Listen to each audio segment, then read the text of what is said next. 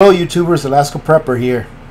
I'm going to take a few minutes today to go over a few articles, and I'm going to try to go through them quickly, okay? So this won't be a very long video. And I just want to reiterate to all of you, I think for those of you that have been listening to me or in this community for a while, know how I feel about the global economy in addition to our own national economy here in the United States, that we are in dire straits. And I wanted to go ahead and reinforce those feelings that I have, because I think, like I said in the past, that things are thrown in front of you, all right, for you to see them and for them to become part of your conscience, I guess. That way when it happens, you realize that, oh, you know what? Yeah, they've been telling us this for a while. I just never noticed it. And this is what they're doing, ladies and gentlemen. They've been doing this for years. They're getting everyone ready for what's coming. Only those people that are willing to listen. Okay, so let me start out by saying I'm not a financial advisor. Anything that I tell you here is what I would do and what I am doing, or it's my opinion. All right, so just take this with a grain of salt. And the reason I say with a grain of salt is because I'm reading words that someone else wrote.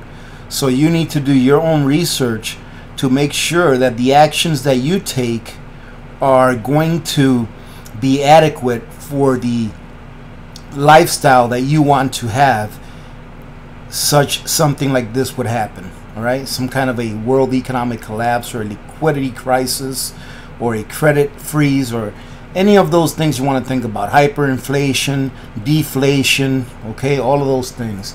All right, so I'm going to go ahead and start reading this article here real quick. First of all, ladies and gentlemen, I want to do a quick shout out. I want to say thank you very much to John. All right, thank you very much, John, who did who bought me a few coffees. All right, so I truly appreciate it. Thank you very much, ladies and gentlemen.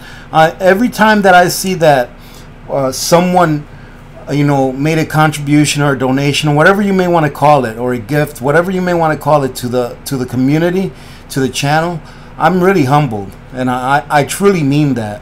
It's like, how is it that I don't know, how is it that me sitting here talking about some things and doing different videos, I truly appreciate that some of you find that there's enough me away. So thank you so much for that. Thank you, John. I really appreciate it.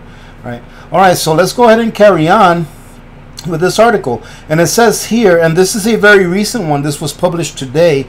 I'm doing this video on Sunday.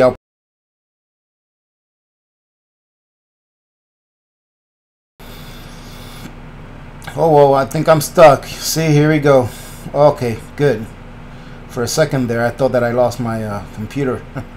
Okay, so the IMF on Sunday warned governments to gear up for a possible economic storm as growth undershoots expectations.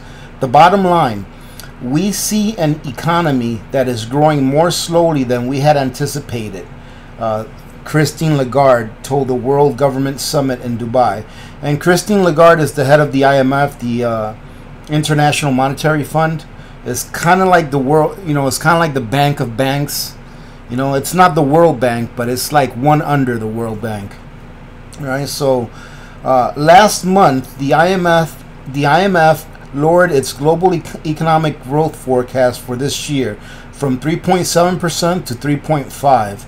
And I think that before they had it at 3.7%, that they had lowered it 1 point. From 3.8 to 3.7. I think I remember reading that somewhere, but I could be wrong. All right, Lagarde cited what she called 4 clouds as the main factors undermining the global economy and warned that a storm might strike.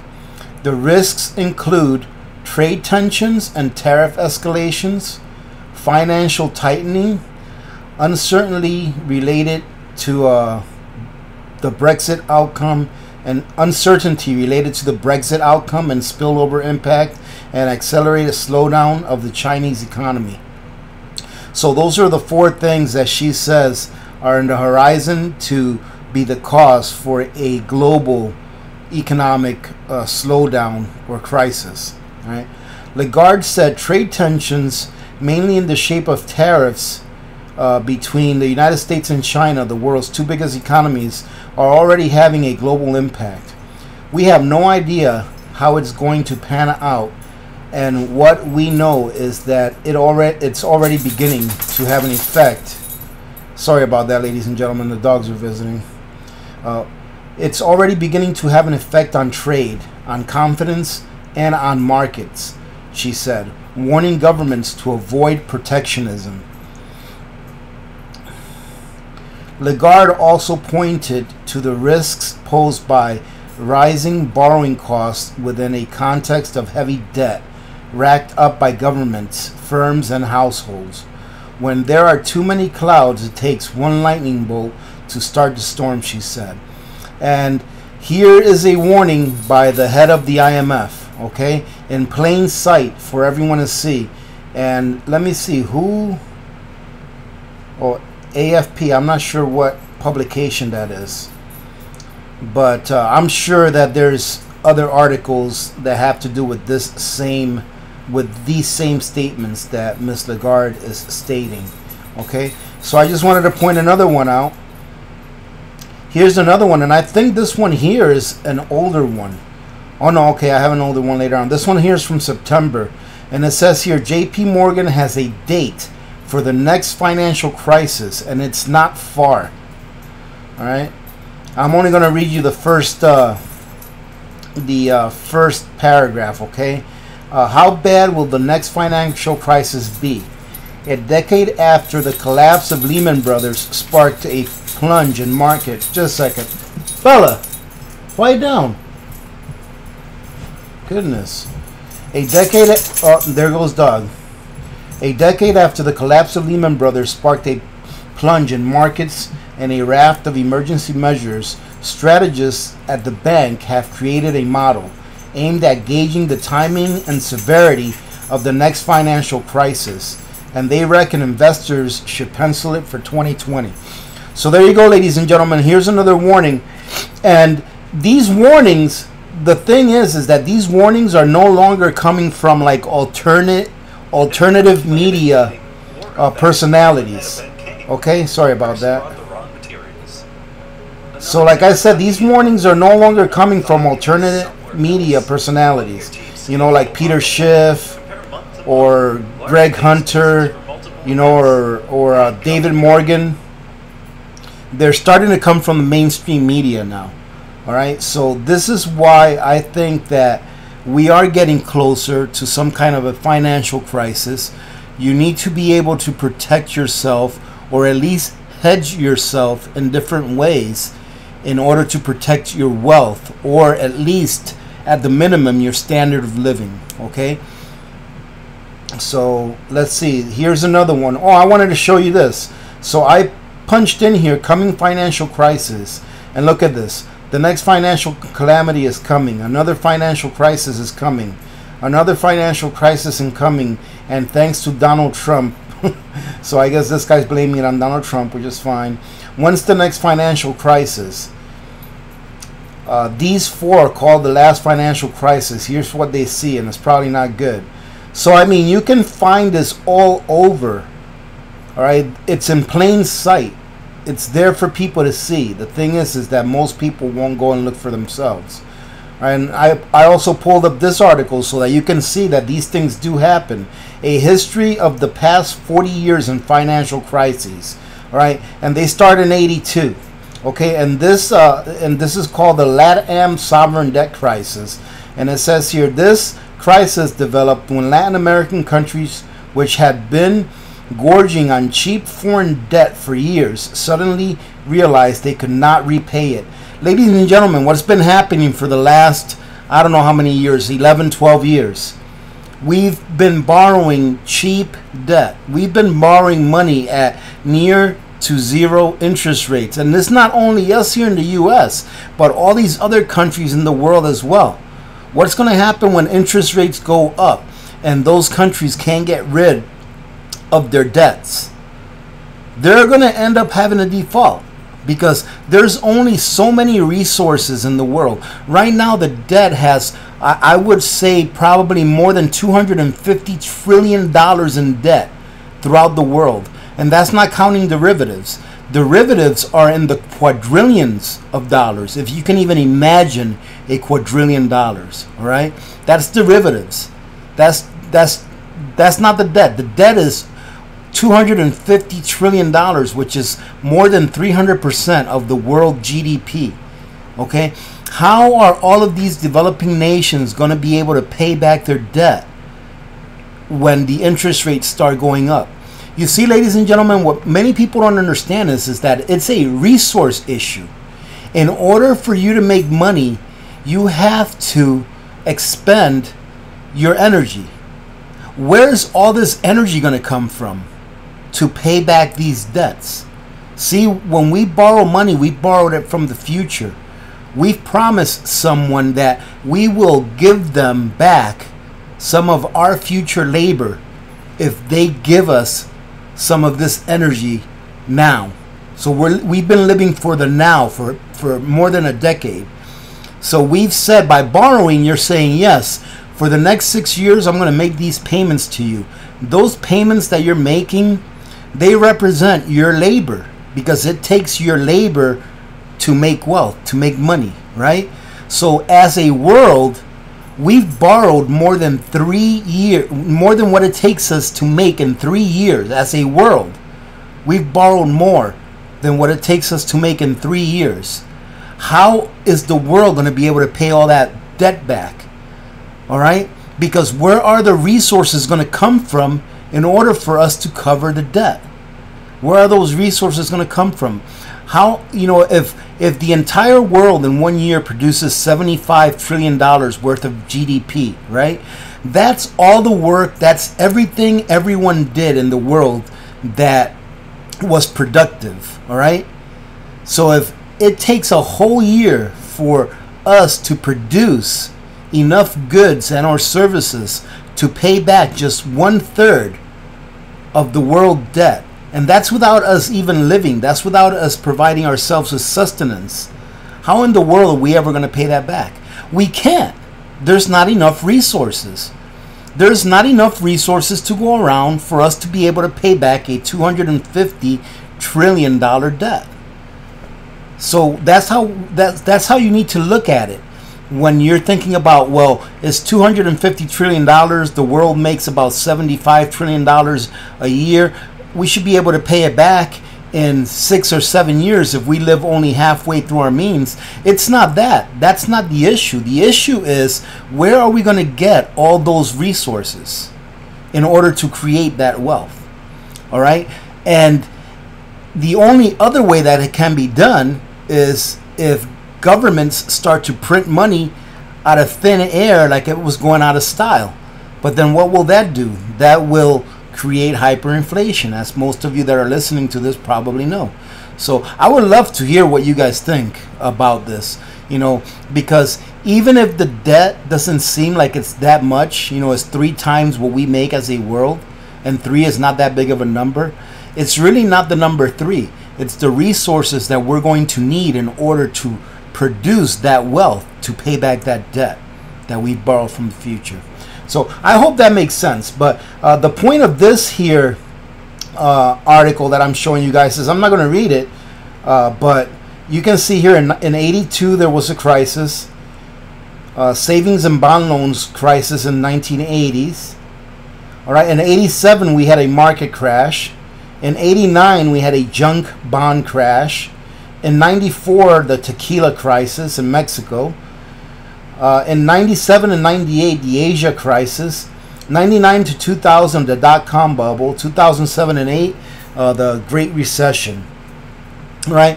The point of this article here, ladies and gentlemen, is that look at how many times it's happened just in our lifetimes.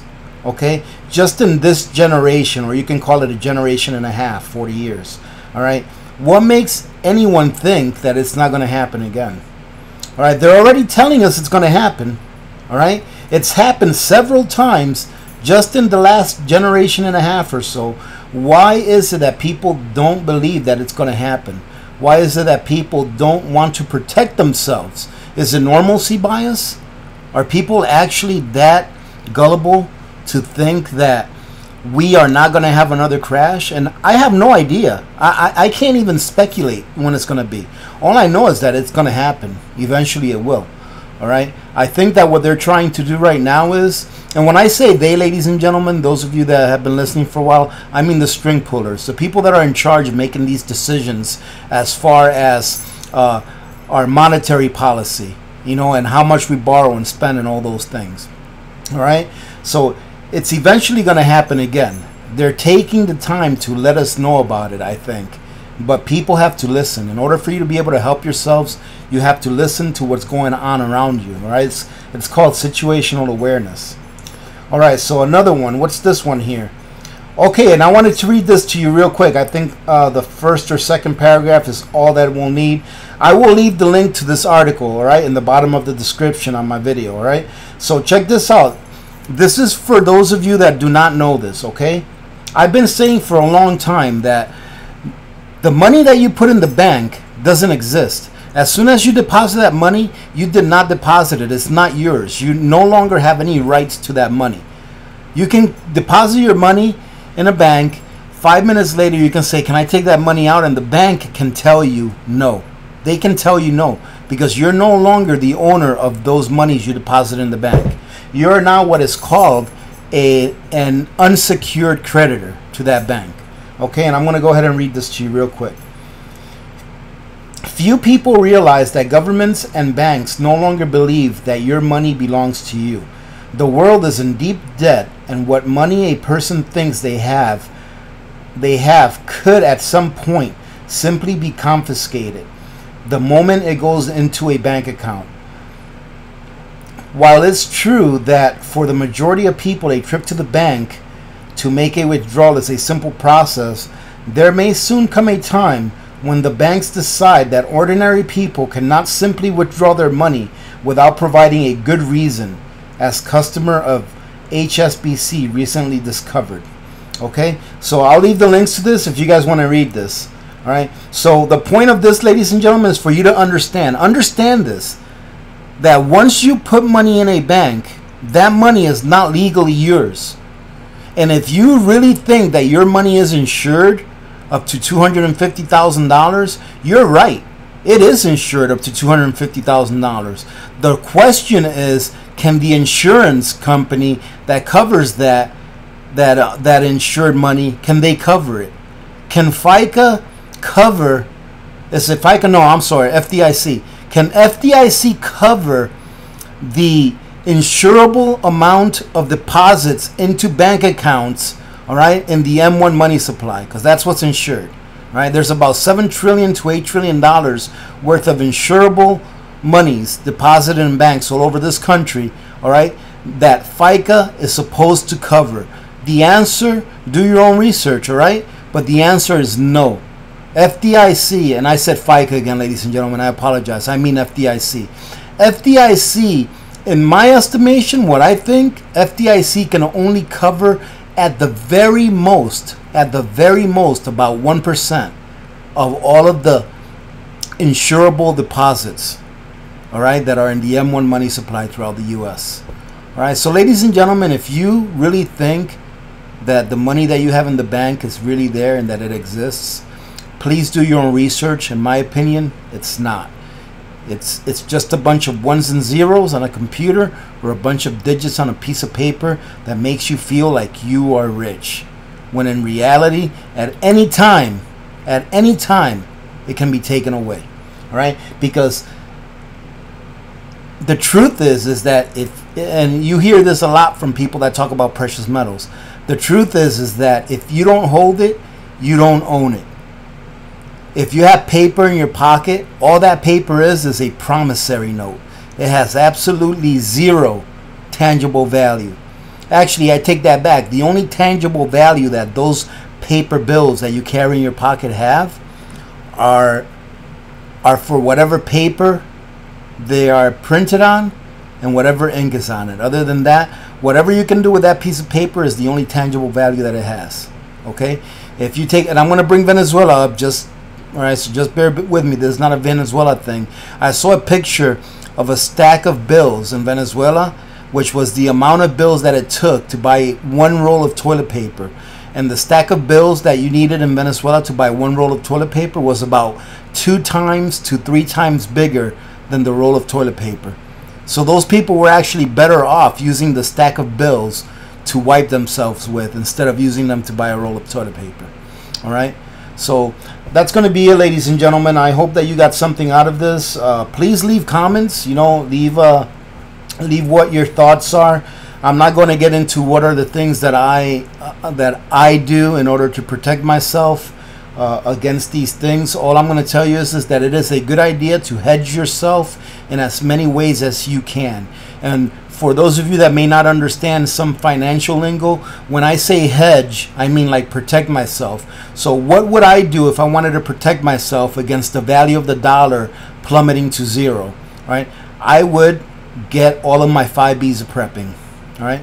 I would make sure I had food, water, sustenance, clothing, warmth, housing. I would make sure that I had all of my medical needs taken care of for an extended period of time. I would make sure that I had self-defense for me, my family, and my preps. Okay, I would make sure that if I had all those first 3 B's of prepping, that if I had those all, that I would move into maybe getting some precious metals to preserve my wealth. All right, and then once I'm good with precious metals, I will continue to build up my first 3 B's of prepping that I can also use to barter with later on. All right, so that's what I would do, ladies and gentlemen. That's what I am doing. I just hope that you all do your own research, and I have no idea if the time is short. I know that we've been blessed with time. I thank the Lord that we've been blessed with time so that we can prepare better than what we already are. And if you're not prepping yet, I would highly recommend that you start prepping. Ladies and gentlemen, I'm going to go ahead and leave it at that, because if I start blabbing, you know me, I'll go on for an hour. So having said that, thank you everyone today for the chat. I had a really great time during the chat today, so thank you all for joining in. Okay, remember that if you have not seen the video that I put out on how to make your own Berkey water filtration system, go take a look at that video. And in that video, I'll announce that that video is the entry video for a giveaway for the items that I was showing off during that Berkey water system build. All right, so go on, make sure you take a look at that video, leave a like, leave a comment, make sure you're subscribed. Okay, if you're not subscribed, push that subscribe button, and we'll talk to you guys later. All right, I hope that you guys are having a good day today, Sunday, and I hope that on Monday you guys have a good start to your week. All right, remember to be good to each other. When good people do good things happen. Remember to reach one, teach one, and repeat. If we all did this, the world would be a better place, and you know that it will be a better place. Many blessings to all of you and your families. This is Alaska Prepper, and I'm out.